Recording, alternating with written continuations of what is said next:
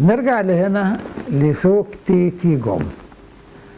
احنا بنترجمها لك القوة، انما الترجمة الحرفية هي بتاعتك هي القوة. هنكتبها كده، سوق تي تي جم، بتاعتك هي القوة، أو بتاعتك تكون القوة، بتاعتك هي القوة. يبقى عندنا هنا ضمير ملكية اللي هو سوق، أغنانا عن ذكر كلمة القوة مرتين، لأن هو المقصود قوتك هي القوة. فإحنا بدل ما نكرر كلمة قوة مرتين استخدمنا كلمة بتاعتك اللي هي سوق باللغة القبطية.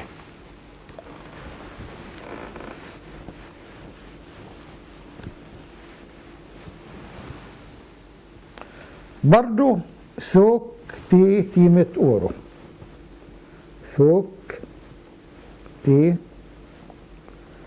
تي ميت أورو، تي ميت أورو معناها بتاعتك هي المملكة. كلمة تيمة أورو ممكن يكون معناها الملكية أو الملك أو المملكة أو الملكوت، دي معانيها. فبدل ما أقول مملكتك هي المملكة بقول بتاعتك هي المملكة باستخدام ضمير الملكية.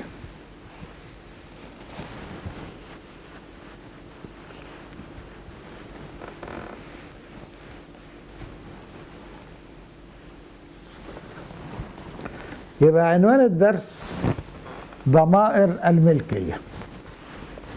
سوق تيتي جم بتاعتك هي القوة، سوق هنا ضمير الملكية. سوق تيتي متقورو بتاعتك هي المملكة أو الملك، برضو سوق هي ضمير الملكية. الترجمة الحرفية للعبارة الأولى هي بتاعتك هي القوة، والترجمة الحرفية للعبارة الثانية هي بتاعتك هي المملكة.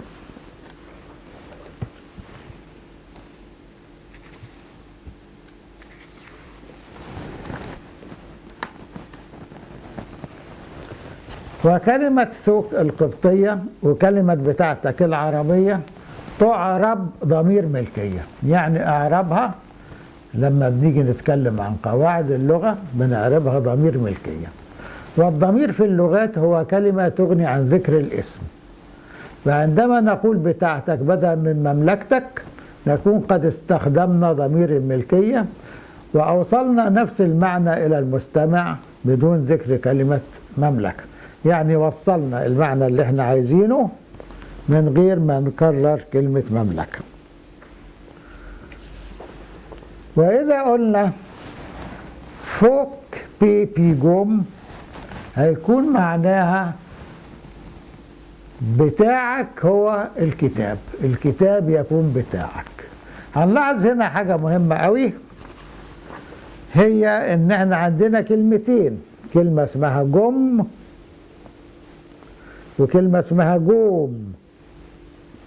تفرق قوي، لو كانت الأو قصيرة جم يبقى معناها قوة، لو كانت الأوميجا يعني أو كبيرة أو طويلة يبقى معناها كتاب.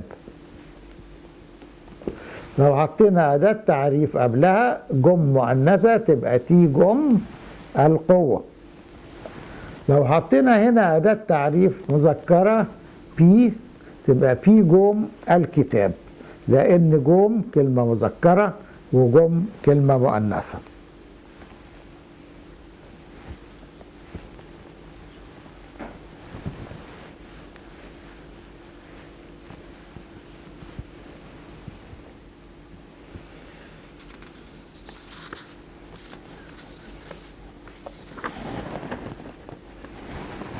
فوق بيبي جوم بتاعك يكون الكتاب. يبقى بي ديت اللي هي فعل الكينونة اللي بنسميه بالانجليزي كوبيولا.